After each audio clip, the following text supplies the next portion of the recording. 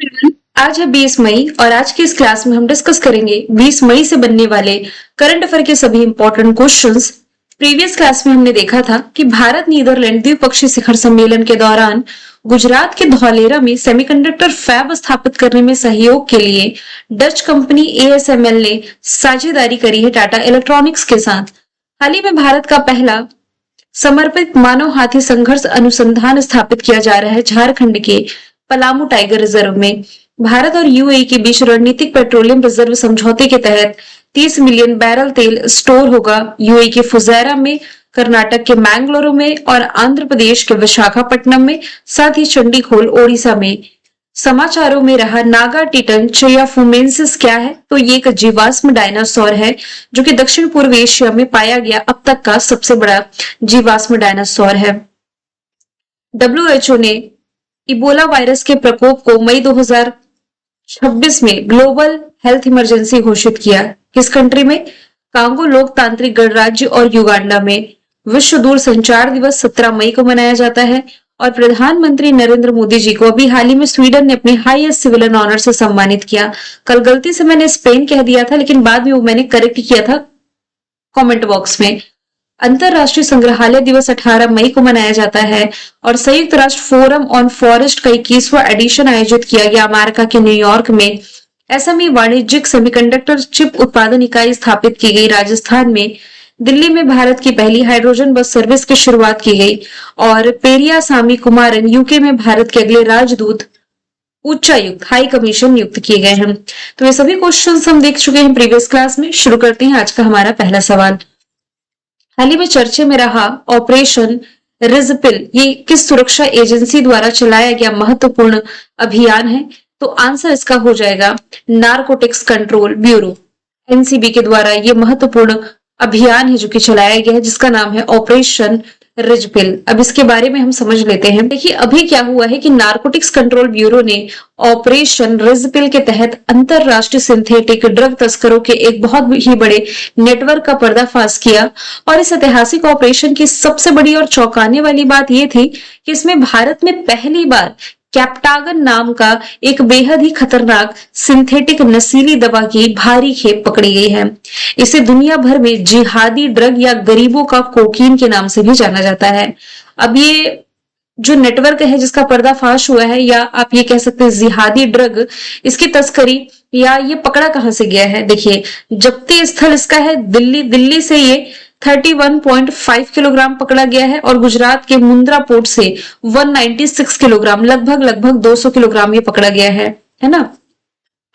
तो कुल जब्ती जो है 227.7 किलोग्राम की है, जिसकी अंतरराष्ट्रीय मूल्य की यदि हम बात करें तो 182 करोड़ रुपीस इसकी कीमत है जो कि ये बैठती है ना। तो इसके तहत एक ऐतिहासिक उपलब्धि एनसीबी के हाथ लगी है। एनसीबी यानी कि नारकोटिक्स कंट्रोल ब्यूरो मादक पदार्थों की तस्करी को रोकने के लिए भारत सरकार ने 17 मार्च 1986 यानी कि 1986 में इसकी स्थापना की। पूछा जाए किस मिनिस्ट्री के अंतर्गत आता है, तो मिनिस्ट्री ऑफ होम के अंतर्गत आता है। मिनिस्ट्री ऑफ होम अफेयर्स के हेडक्वार्टर इसका दिल्ली में है। अब यहां से इसने एक मानस हेल्पलाइन नंबर भी लॉन्च किया है 1933। ड्रग तस्करी के खिलाफ गुप्त सूचना देने के लिए भारत सरकार द्वारा चलाई गई एक विशिष्ट टोल फ्री हेल्पलाइन सेवा है ये। आप चाहे तो याद रख सकते हैं, आपको यदि इसकी कुछ जानकारी मिल सकती है तो आप साझा कर सकते हैं। ये टोल फ्री है, ये मानस हेल्पलाइन नंबर 1933। अच्छा, ये जो जिहादी ड्रग पकड़ा गया है कैप्टागन, ये है क्या? तो ये फिनेथिलाइन और एम्फेटामिन का मिश्रण है। ये केंद्रीय तंत्रिका तंत्र को उत्तेजित करता है, जिसमें कि बहुत ही ज्यादा एनर्जी आती है। 1960 में मेडिकल उपयोग के लिए बनाया गया था और 1980 में इस पर बैन लगा दिया गया। जिहादी ड्रग नाम कब पड़ा? तो सीरिया में आईएसआईएस द्वारा उपयोग के कारण इसे जिहादी ड्रग नाम दिया गया था।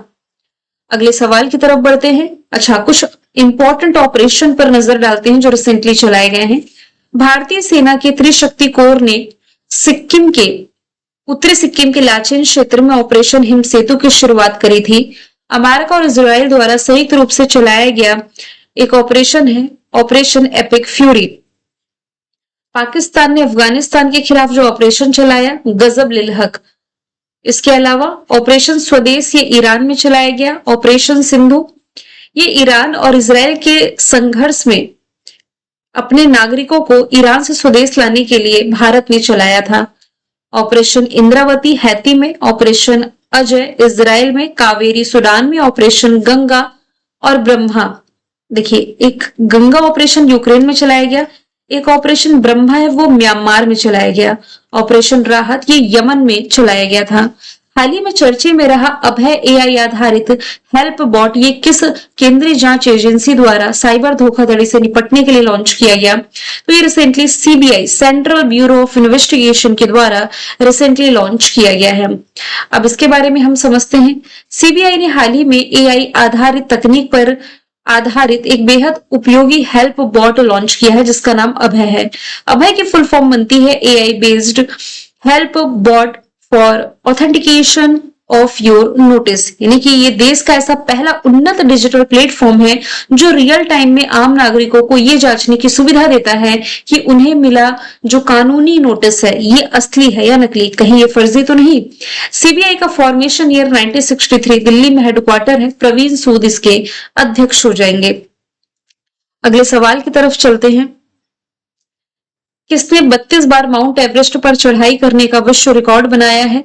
तो ये हो जाएंगे कामी रीता शेरपा। इनका डिस्कशन हम आए दिन करते ही रहते हैं क्योंकि सबसे अधिक माउंट एवरेस्ट पर चढ़ने का रिकॉर्ड इन्होंने बना लिया है। कुल कितने बार?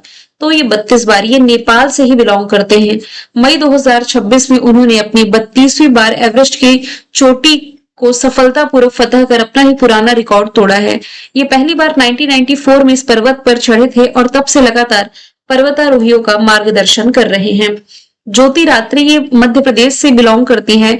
माउंट एवरेस्ट पर चढ़ाई करने वाली सबसे उम्रदराज महिला है। 55 वर्ष की उम्र में ये माउंट एवरेस्ट चढ़ी थी। बछेंद्री पाल पहली भारतीय महिला जो माउंट एवरेस्ट पर चढ़ी हैं। और ईशांक सिंह, इंडिया और श्रीलंका के बीच जो पाक स्ट्रेट है, पाक जल संधि, इसे पार करने वाले सबसे कम उम्र के व्यक्ति बने हैं। 7 वर्ष इनकी उम्र है। अच्छा, माउंट एवरेस्ट है कहां पर? तो ये नेपाल में है। इसे नेपाल में सागर माथा के नाम से जाना जाता है। दुनिया की ये सबसे ऊंची चोटी हो जाएगी। सवाल चौथा है, हाल ही में भारत विशिष्ट पहचान प्राधिकरण यानी कि यूआईडीआई के सीईओ के रूप में किसकी नियुक्ति की गई है? तो आंसर इसका सौरभ विजय हो जाएगा। 18 मई को ये यूआईडीएआई के सीईओ बने। 1998 बैच के महाराष्ट्र कैडर के आईएएस ऑफिसर हैं। इससे पहले ये महाराष्ट्र सरकार के वित्त विभाग में प्रधान सचिव के रूप में कार्य कर रहे थे। प्रवीण सूद कौन है? तो ये सीबीआई के महानिदेशक हैं। पश्चिम बंगाल विधानसभा के स्पीकर ये बने हैं मनोज अग्रवाल, माफ कीजिएगा, पश्चिम बंगाल के मुख्य सचिव हैं जो मनोज अग्रवाल बने हैं। जबकि अशोक कुमार पांडा जो है ये सेल के सीएमडी बन गए हैं, steel authority of India limited के। हालिया नियुक्तियों पर नजर डालें तो दक्षिण एशियाई भारत तोलन महासंघ के अध्यक्ष सहदेव यादव हैं।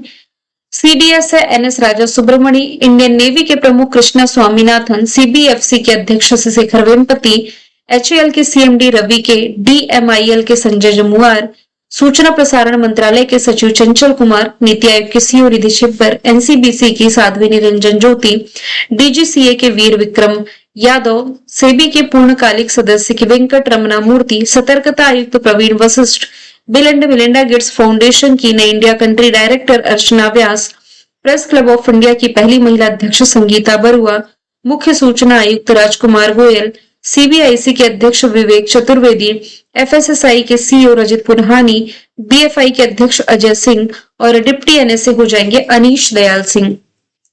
प्रधानमंत्री नरेंद्र मोदी को हाल ही में किस देश ने royal Order of the Polar Star degree Commander Grand Cross से सम्मानित किया? तो आंसर इसका स्वीडन है। यहीं पर हम कल गलती कर गए थे, बाद में मैंने एक्सप्लेन किया था, कमेंट बॉक्स में पिन कर दिया था, इसलिए ये क्वेश्चन आज मैंने दोबारा से ऐड किया है। 17 मई 2026 को स्वीडन यात्रा के दौरान प्रधानमंत्री नरेंद्र मोदी को इस देश ने अपने highest civilian honour Royal Order of the Polar Star degree Commander Grand Cross से सम्मानित किया और ये प्रधानमंत्री नरेंद्र मोदी जी को मिला 31वां अंतरराष्ट्रीय सम्मान है। ये पुरस्कार स्वीडन के क्राउन प्रिंसेस विक्टोरिया द्वारा इन्हें प्रदान किया गया। अब इसी क्रम में यदि हम देखें कि किस देश ने प्रधानमंत्री नरेंद्र मोदी को अपना 32वां या आप कह सकते हैं ओवरऑल 32वां अंतरराष्ट्रीय सर्वोच्च सम्मान किस देश ने प्रधानमंत्री नरेंद्र मोदी को प्रदान किया? तो नॉर्वे इसका राइट आंसर हो जाएगा। रिसेंटली नॉर्वे ने अपने highest civil honour Grand Cross of the Royal Norwegian Order of Merit ये प्रदान किया है।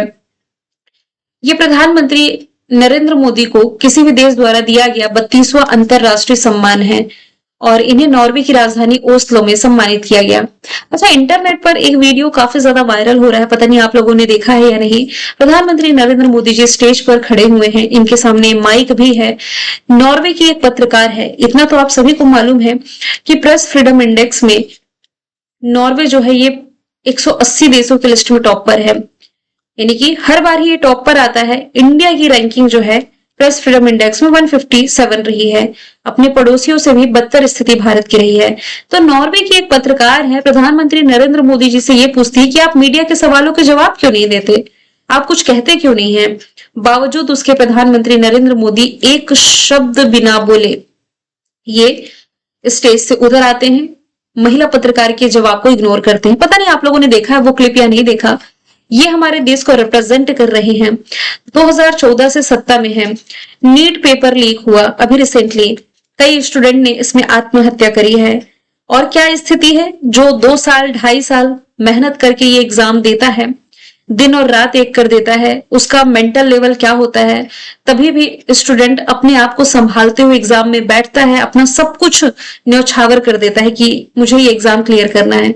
बाद में यदि पेपर लीक होते हैं, मैं केवल नीट एग्जाम की बात नहीं कर रही हूँ, मल्टीपल एग्जाम से यूपी में, बिहार में और भी कई पेपर लीक तो बहुत ही आम हो गया है।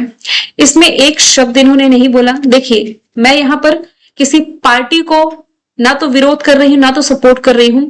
यदि कोई देश का लीडर है, आप ये मानिए मैं एक टीचर हूं, आप एक स्टूडेंट है, मेरा काम है पढ़ाना, आपका काम है पढ़ना। आप कर रहे हैं मेहनत, सालों से कर रहे हैं, सालों से कर रहे हैं, लेकिन बदले में आपको यदि ये मिले कि कंटिन्यू यदि आप मेहनत कर रहे हैं, पेपर लीक हो जा रहा है या तो पेपर रद्द हो जा रहा है, तो एक समय बाद जो फ्रस्ट्रेशन है स्टूडेंट की वो कहाँ निकलेगी। इस पर भी हमारे देश के नेता का कोई भी कहना नहीं है, मतलब एक शब्द इनके मुंह से नहीं निकल रहा है। खैर, अब इस पर हम क्या ही ज्यादा टिप्पणी कर सकते हैं।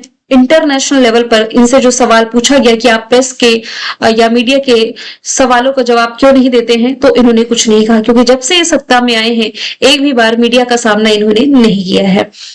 चलिए, 7वां सवाल है, एशियाई भारोत्तोलन चैंपियनशिप 2026 ये कहाँ आयोजित की गई, जिसमें भारत ने 10 पदक जीते हैं। गुजरात की राजधानी गांधीनगर में रिसेंटली आयोजित की गई थी एशियाई भारोत्तोलन चैंपियनशिप, जिसमें कि भारत ने 10 मेडल में 1 सिल्वर और 9 ब्रॉन्ज जीते हैं। जयपुर की यदि बात की जाए, पिंक सिटी के नाम से जाना जाता है, इसे भारत का पेरिस भी कहते हैं। भोपाल ये मध्य प्रदेश का सिटी ऑफ लेक कहलाता है। पटना बिहार की कैपिटल है, जहां पर तांबे से बना बापू टावर है। हाल ही में इराक का नया प्रधानमंत्री किसे नियुक्त किया गया है, तो अभी हाल ही में जो अली फलीह कादिम है, ऑप्शन बी राइट आंसर है, ये बने हैं इराक के नए प्रधानमंत्री। इराक, ये ईरान का मैप ऐड हो गया, माफ कीजिएगा, ये इराक, यहां पर आप देखेंगे ये इराक है। कैपिटल बगदाद, करेंसी हो जाएगी दिनार। हंगरी के प्रधानमंत्री रिसेंटली पीटर मेग्यार बने। नेपाल के बालिन शाह, यमन की सया जिंदानी, जापान के सानाताका इची, अनुतिन चारना विराकुल, थाईलैंड के इंगा रोइंगटन, लिथुआनिया की यूलिया स्वीडन के, यूक्रेन के कीर स्टारमर यूके के, भूटान के शेरिंग तोप के, पाकिस्तान के शहबाज शरीफ, मिखाइल मिशस्टिन रशिया के, इटली की जॉर्जिया मेलोनी, इजराइल के बेंजामिन नेतन्याहू, श्रीलंका की हरनी मरसूरिया, मॉरिशस के नवीन राम गुलाम, ट्यूनीशिया की सारा जाफरानी, एस्टोनिया के कृष्ण मिसेल, बेल्जियम के बार्टा डी वेवर, कनाडा के मार्कानी और ऑस्ट्रेलिया के एंथनी अल्बनीज। हाल ही में किस देश ने भारत को चोल राजवंश के ऐतिहासिक अनयमंगलम तामपत्र सौंपे हैं। ये ज्यादा चर्चे में भी आया क्योंकि प्रधानमंत्री नरेंद्र मोदी जी का नीदरलैंड दौरा रहा। अब भारत नीदरलैंड के बीच में जो 4 प्रमुख समझौते हुए कल की क्लास में पढ़ा चुकी हूँ, ये क्वेश्चन इंपॉर्टेंट लगा तो इसका एमसीक्यू बना करके मैंने ऐड किया है। तो ये जो ताम्रपत्र है 1862 से नीदरलैंड की लीडन यूनिवर्सिटी के पास थे और ये ताम्रपत्र चोल राजा प्रथम और उनके पुत्र राजेंद्र चोल प्रथम के काल से संबंधित है।